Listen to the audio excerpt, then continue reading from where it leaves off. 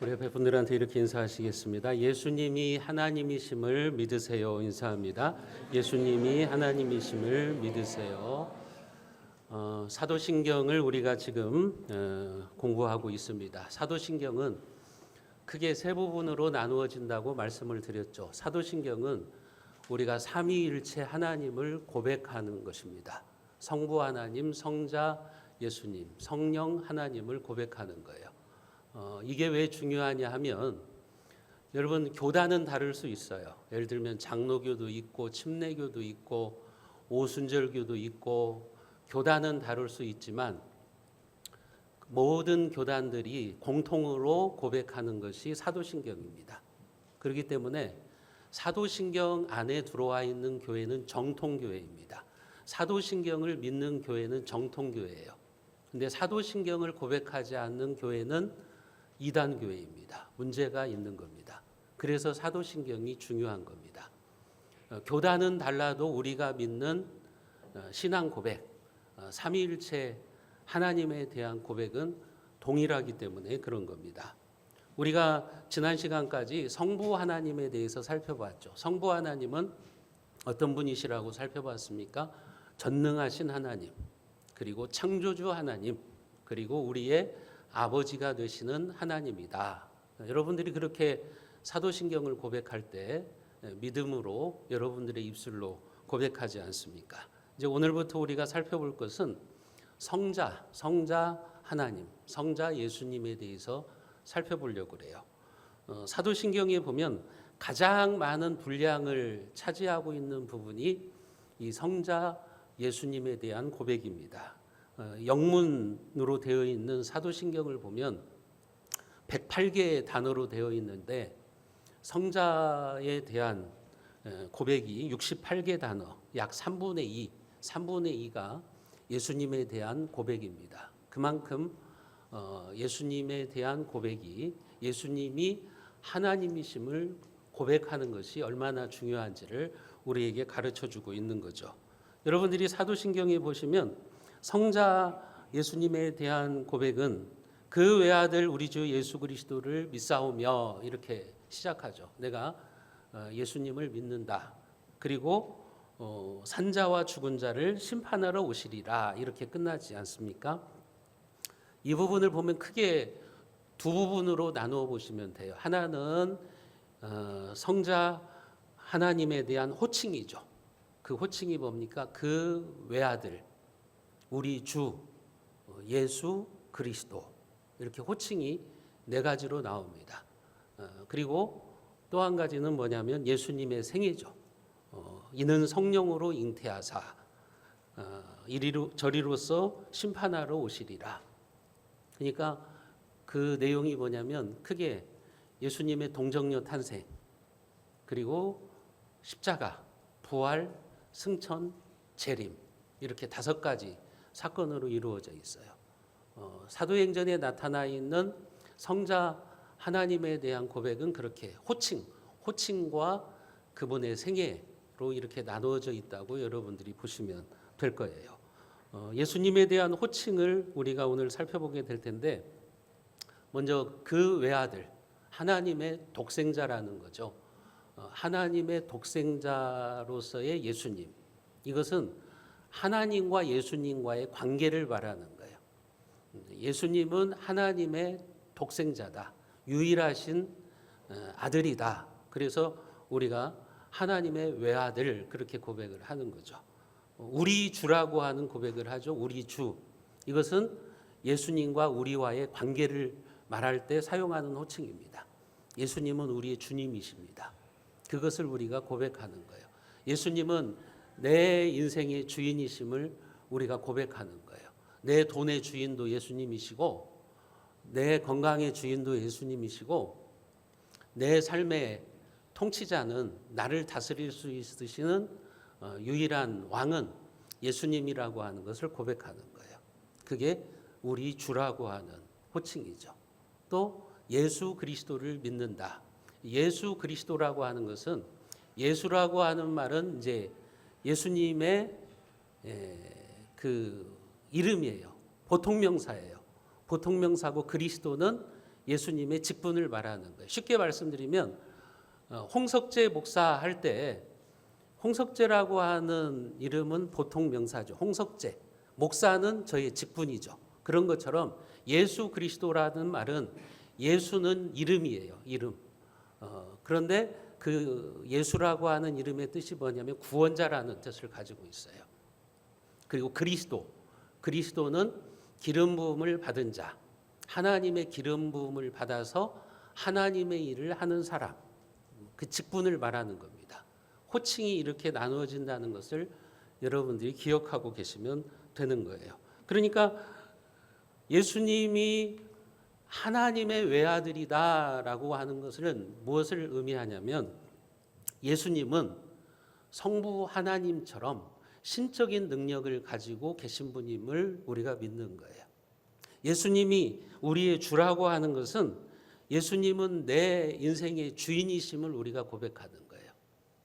예수를 우리가 믿는다는 것은 예수가 우리의 죄의 문제를 해결해 주시는 구원자라는 것을 믿는 것이고, 그리스도라고 하는 것은 예수님께서 하나님의 기름 부음을 받아서 이제 하나님의 구원 사역을 이루시는 일을 하고 계시는 분이다. 그렇게 우리가 고백하는 것이라고 보시면 됩니다. 이런 부분들에 대해서는 좀 더 자세히 이제 설명을 드리겠지만, 오늘 본문에서는 우리가 예수님의 호칭 중에 하나님의 아들, 독생자에 대해서 살펴보려고 합니다. 오늘 본문에 보면 베드로가 예수님을 향해서 그렇게 고백하죠. 주는 그리스도시요 살아계신 하나님의 아들이십니다. 이렇게 고백을 합니다. 오늘 말씀의 배경은 이런 겁니다. 한 번은 예수님께서 제자들과 함께 빌립보 가이사랴라고 하는 그런 도시에 가셨어요. 거기에서 주님께서 이제 제자들에게 물어봅니다. 사람들이 인자를 누구라 하느냐? 그러니까 사람들이 나를 누구라고 생각하고 있느냐 하고서 예수님이 제자들에게 물어봐요. 그러니까 제자들이 대답을 하는 거죠. 사람들이 말합니다. 어떤 사람들은 예수님이 세례 요한과 같다고 하고, 어떤 사람들은 엘리야라고 하고, 어떤 사람은 예레미야와 같은 선지자라고 말합니다. 이렇게 대답을 하는 거죠. 사람들은 예수님이 그런 사람이라고 대답을 한 거예요. 이 사람들의 공통점은 뭐냐면 아주 훌륭한 믿음의 사람들이라고 하는 거죠. 엘리야 선지자 얼마나 대단한 선지자입니까? 기도로 하늘 문을 여는 선지자, 하늘에서 불을 내리는 선지자죠. 여러분, 세례 요한 얼마나 하나님의 손에 쓰임을 받은 선지자입니까? 예레미야도 역시 마찬가지죠. 그러니까 이 답변들의 공통점은 뭐냐면 예수님이 아주 훌륭한 하나님의 일꾼, 하나님의 선지자, 훌륭한 믿음의 사람들이다, 이런 말을 하고 있는 거예요. 그러나 그 대답은 예수님이 원하시는 대답이 아닙니다. 그래서 예수님께서 오늘 본문 15절에 보면 그러면 너희는 나를 누구로 믿느냐? 너희는 나를 누구라 하느냐? 하고 물어보는 거예요. 사람들이 나를 누구라 하느냐? 이 질문이 객관식이라고 한다면 제자들을 향해서 너희는 나를 누구라고 생각하느냐? 이것은 이제 주관식이죠. 너희들이 나를 어떻게 생각하고 있느냐? 너희들도 다른 사람들처럼 나를 그렇게 훌륭한 인물로, 훌륭한 믿음의 사람으로 보고 있느냐? 그렇게 물어보는 거예요. 그 대답에 베드로가 뭐라고 말합니까? 16절에 보면 시몬 베드로가 대답하여 이르되 주는 그리스도시요 살아계신 하나님의 아들이시니이다. 주는 그리스도시요. 그러니까 이 그리스도라는 말은 앞에서 말씀드렸던 것처럼 기름 부음을 받은 자. 신약의 이제 그 헬라어로는 그리스도고 구약은 이제 히브리어로 써 있잖아요. 히브리어로는 메시아입니다. 메시아나 그리스도나 다 그 뜻이 무슨 뜻인가 하면 기름 부음을 받은 자라는 뜻이죠. 그렇게 베드로가 고백을 하는 거죠. 하나님께서는 이미 구약 시대부터 예수님이 오시기 전부터 계속해서 선지자를 통해서 예언을 하셨죠. 무슨 예언을 하신 겁니까? 내가 친히 기름 부음을 준 메시아를 보낼 거다. 그는 세상의 모든 죄를 담당할 구원자다. 인류의 모든 죄의 문제를 해결할 구원자를 보낼 거다. 그렇게 이미 성경에서 예언을 해왔잖아요. 몇천 년 동안 예언을 해왔잖아요. 그러니까 베드로는 그 하나님의 말씀을 생각하면서 다른 사람들이 생각하는 것처럼 예수님은 훌륭한 선지자 정도가 아니라 자신들이 그토록 기다리고 있었던 메시아 구원자라고 정확하게 고백을 하고 있는 거예요. 주는 그리스도시요 살아계신 하나님의 아들이시니이다. 예수님은 메시아이고 우리가 그렇게 기다렸던 메시아이고 살아계신 하나님의 아들이라는 거죠. 하나님의 아들이라는 말이 무슨 말입니까? 예수님은 신적 능력을 가지고 계신 하나님이라고 하는 고백인 거죠. 쉽게 말하면 사람의 아들은 사람이고 하나님의 아들은 하나님인 거예요. 여러분, 개가 새끼를 낳았어요. 강아지죠. 강아지가 개가 아닙니까? 강아지도 개잖아요. 예수님이 하나님의 아들이라는 것은 그 호칭은 무엇을 말하냐면 예수님은 신적 능력을 가지고 계시는 하나님이라는 고백이에요. 베드로가 정확히 본 거죠.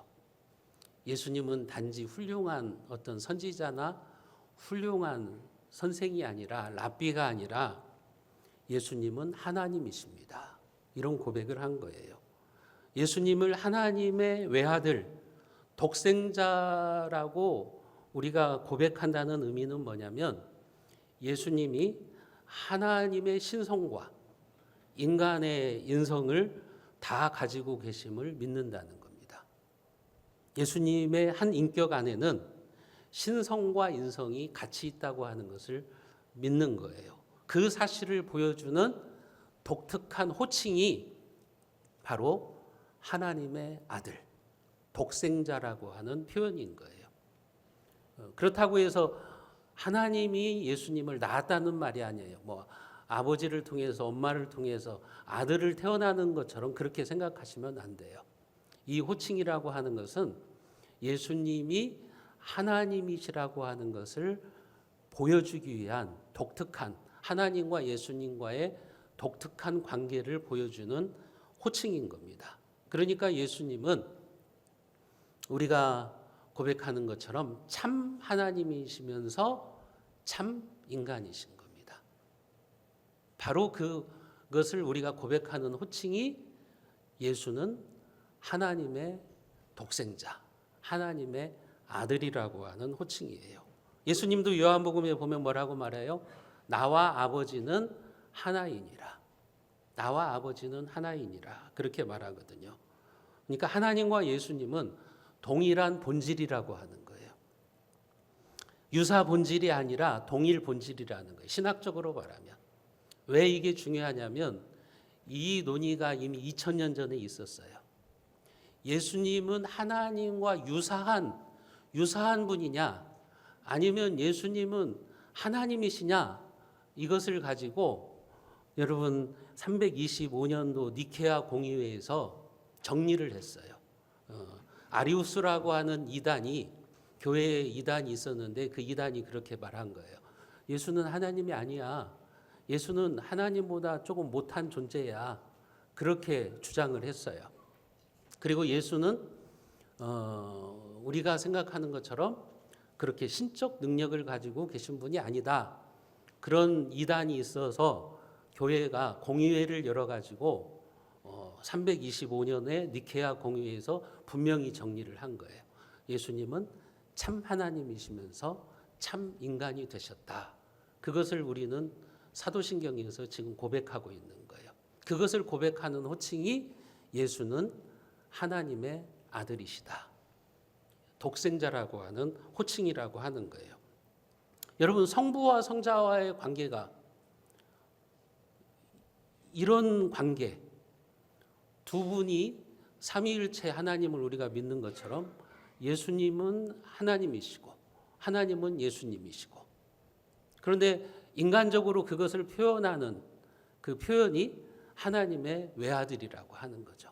우리 인간의 이성으로는 이해가 되지 않아요. 그러나 성경은 그렇게 말합니다. 그래서 그것은 인간의 이성으로 이해되는 게 아니라 성령의 역사로 고백되는 거예요.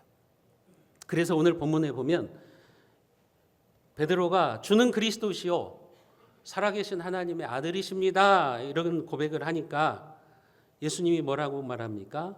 17절 말씀을 우리가 같이 한번 읽어봅니다. 17절입니다. 예수께서 대답하여 이르시되 바요나 시모나 내가 복이 있도다. 이를 내게 알게 한 이는 혈육이 아니요 하늘에 계신 내 아버지이시니라. 이를 너에게 알게 하는 것은 혈육이 아니다. 이건 사람의 이성으로 사람의 생각으로 될 수 있는 게 아니라는 거죠. 하늘에 계신 내 아버지시니라.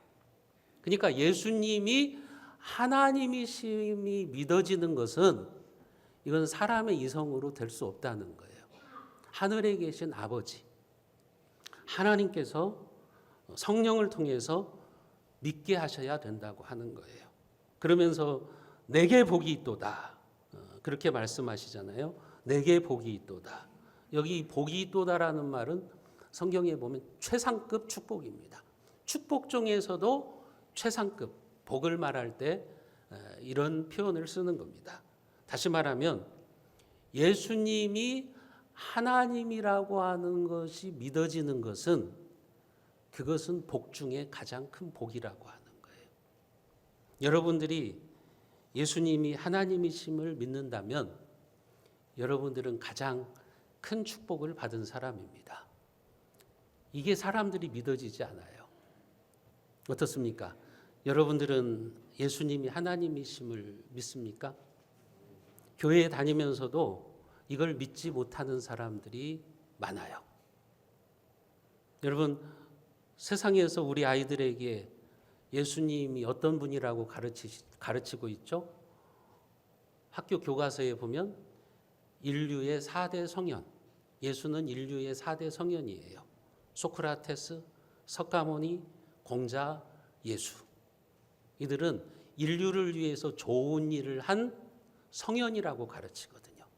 우리 아이들은 그렇게 배우는 거예요. 오늘 본문에 나오는 것처럼 사람들이 예수님을 누구라고 하느냐? 그러니까 어떤 사람은 엘리야다, 어떤 사람은 예레미야다, 이렇게 훌륭한 믿음의 사람 정도로 생각하는 것처럼 오늘날 학교에서도 우리 아이들은 선생들로부터 그렇게 배워요. 예수는 인류의 4대 성현, 인류를 위해서 좋은 일을 한, 사랑을 베푸신 아주 훌륭한 성인, 그렇게 배우는 거죠. 그러나 오늘 본문에 보면 성경은 뭐라고 말해요? 예수님은 성인군자가 아니에요. 예수님은 윤리 선생이 아니에요. 예수님은 4대 성현이 아닙니다. 예수님은 하나님이십니다. 여러분들이 그것을 믿어진다면 여러분들은 하나님으로부터 축복을 받은 거예요. 사랑하는 성도 여러분, 오늘 이 시간에도 주님은 여러분들에게 물어보십니다. 너는 나를 누구라 하느냐? 결국 여러분 각자도 이 질문에 답을 하셔야 돼요. 여러분들은 뭐라고 대답하시겠습니까? 여러분들은 어떻게 대답하시겠습니까? 여러분 모두가 주는 그리스도시요 살아계신 하나님의 아들이십니다. 이렇게 바른 고백을 하심으로 영원한 생명의 길을 걸어가시기를 주님의 이름으로 축복합니다. 하나님이 왜 독생자를, 예수 그리스도를 이 땅에 보내셨느냐? 다시 말씀드리면 하나님이신 그분이 왜 인간의 육체를 입고 이 땅으로 내려오셨느냐? 인카네이션 하셨냐는 거죠. 한마디로 말하면 왜 인간의 눈높이로 내려오셨느냐 하는 거예요. 하나님이신 그분이 왜 인간의 육신을 입고 오셨느냐고 하는 거죠. 그것은 우리를 사랑하셔서 우리가 지옥길로 가지 않고 영원한 생명의 길로 가기를 원하시기 때문에 그런 거죠. 요한복음 3장 16절에서 예수님이 분명히 말씀하셨잖아요. 우리가 요한복음 3장 16절을 같이 봅니다. 하나님이 세상을 이처럼 사랑하사 독생자를 주셨으니 이는 그를 믿는 자마다 멸망하지 않고 영생을 얻게 하려 하심이라. 왜요? 왜 예수님이 이 땅에 오셨어요? 예수님을 믿는 자는 멸망하지 않고 영생을 얻게 하기 위해서 오셨다고 하는 겁니다. 여러분, 그렇기 때문에 예수님을 여러분들이 하나님의 아들, 다시 말씀드리면 신적 능력을 가지고 계신 하나님으로 믿느냐 혹은 그렇지 않느냐의 문제는 이게 단순한 문제가 아니에요. 이것은 영원한 멸망이냐 영원한 생명이냐의 문제예요. 만일 여러분들이 예수님을 하나님으로 믿지 못하고 계시다면 여러분들은 영원한 멸망의 길로 가고 계시는 겁니다. 예수님이 하나님이심이 믿어야 우리는 영원한 생명의 길로 가고 있는 거예요. 그 사실을 지금 말씀하고 계시는 거죠. 하나님께서는 우리를 너무 사랑하셔서 죄인된 우리가 영원한 멸망의 길로 가지 않고 영원한 생명의 길을 가게 하기 위해서 독생자를 이 땅에 보내셔서 우리의 모든 죄를 가지고 십자가에서 죽게 하셨다고 하는 거예요. 그리고 그 독생자 예수 그리스도 하나님의 아들을 믿는 사람들은 영생을 얻지만 예수 그리스도가 하나님이심을 믿지 못하는 자들, 그들은 영원한 심판을 벌써 받았다고 말하는 겁니다. 요한복음 3장 18절에서 예수님께서 그렇게 말씀하셨죠. 우리가 요한복음 3장 18절 말씀 같이 봅니다. 그를 믿는 자는 심판을 받지 아니하는 것이요 믿지 아니하는 자는 하나님의 독생자의 이름을 믿지 아니함으로 벌써 심판을 받은 것이니라. 그를 믿는 자는 심판을 받지 않아요. 하나님의 심판을 받지 않아요. 그러나 그를 믿지 아니하는 자는 하나님의 독생자의 이름을 믿지 않으므로 벌써 심판을 받았느니라. 벌써 심판을 받았다고 말한다고요. 여러분, 하나님의 아들이신 예수님, 그 예수님을 믿지 않는 자들은 벌써 이미 심판을 받은 겁니다. 여러분, 천국과 지옥은 죽어서 결정되는 게 아닙니다. 죽을 때 천국과 지옥이 결정되는 게 아니에요. 이 땅에서 예수님을 제대로 믿고 살아가는 사람은 이미 하나님의 백성이 되어서 영생을 소유한 것이고, 그 예수 그리스도를 하나님으로 믿지 못하는 자들은 벌써 심판이 시작된 거예요. 이미 지옥 백성이 되었다고 하는 것을 말하는 겁니다. 여러분, 그래서 중간지대는 없어요. 영원한 심판이냐 아니면 영원한 생명이냐, 그것은 이 땅에서 결정되는 거예요.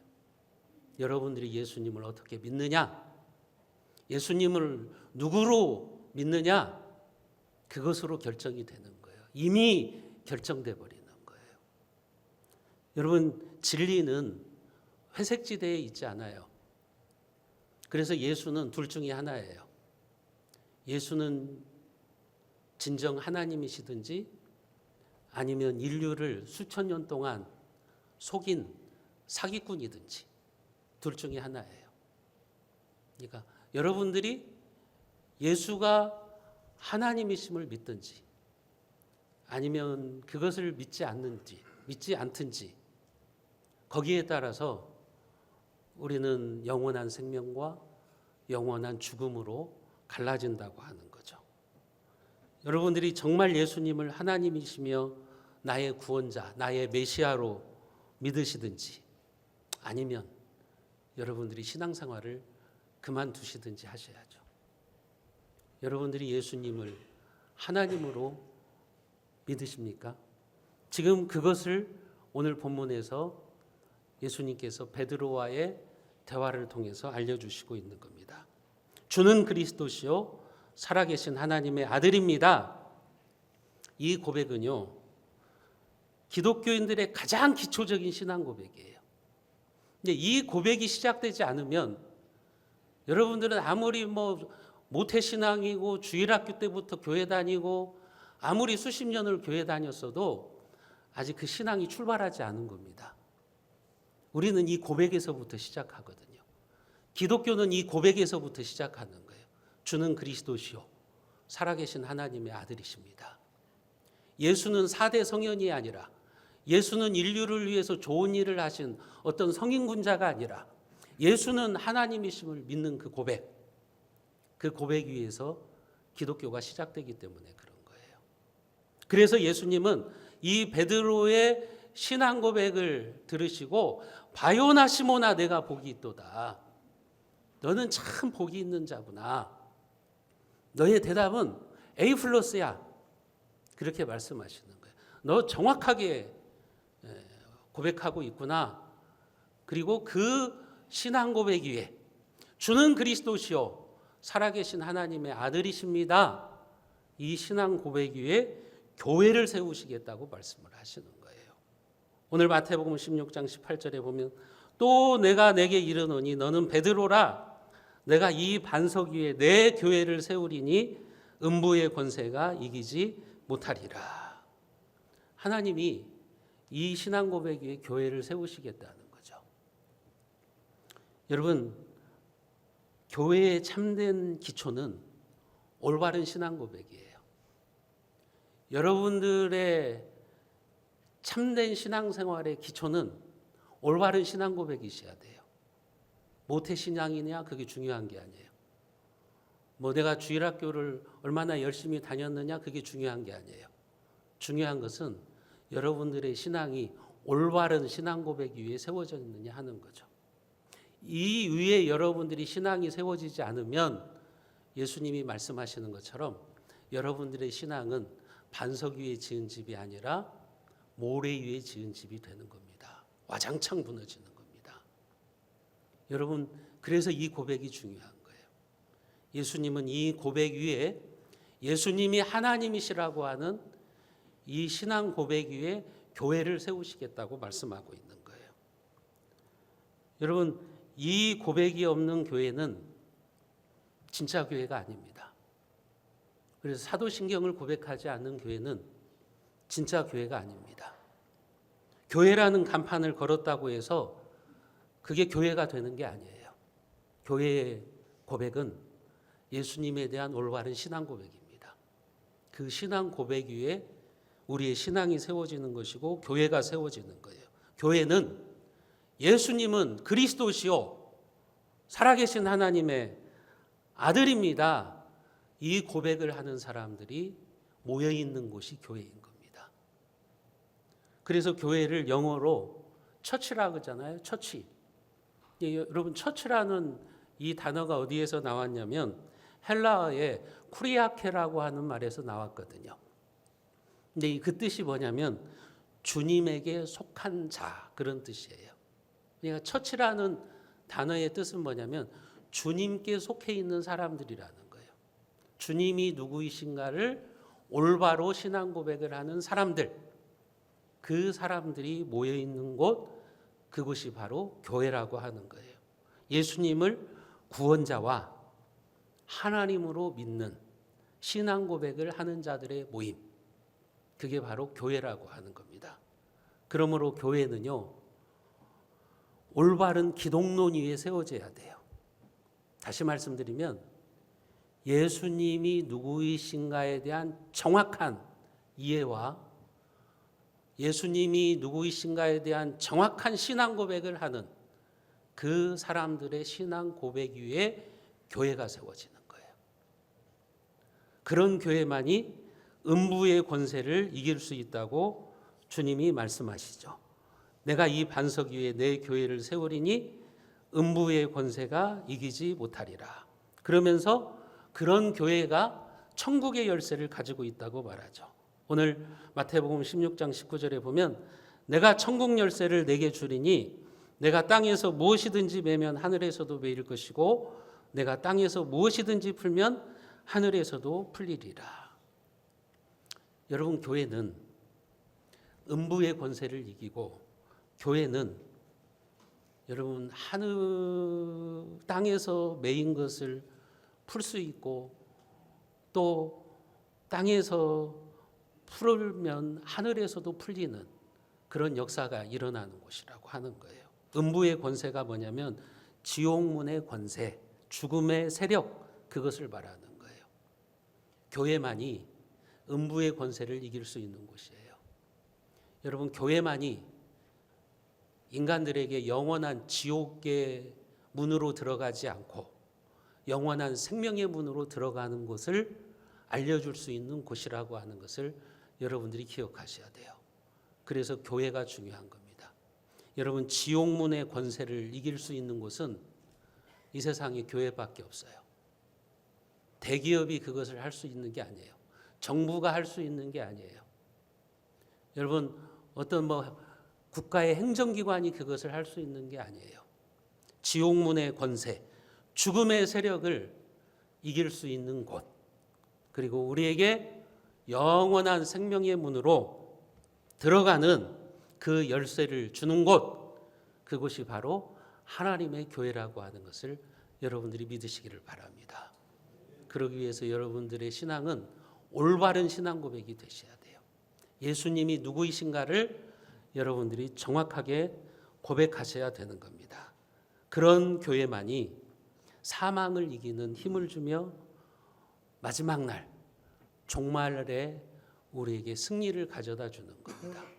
그런 신앙을 가지고 있는 자들만이 예수님이 하나님의 아들이심을 믿는 자들, 그들만이 마지막 때 죽음 이 지옥문으로 들어가지 않고 생명의 문으로 들어가는 것이고 죽음의 세력을 이기고 부활의 기쁨을 맛볼 수가 있는 겁니다. 사랑하는 성도 여러분, 이 시간 주님이 여러분들에게 물어보십니다. 야, 너는 오늘 왜 교회 왔냐? 너는 왜 예배 드리느냐? 너는 예배를 드리면서 나를 누구라고 믿느냐? 여러분들이 이 질문에 답하셔야 됩니다. 예수님이 그리스도이십니다. 하나님의 아들이십니다. 여기에 내 모든 것을 걸겠습니다. 그처럼 담대하게 고백하며 여러분들이 영원한 멸망이 아니라 영원한 생명의 삶을 누리시기를 주님의 이름으로 축원드립니다.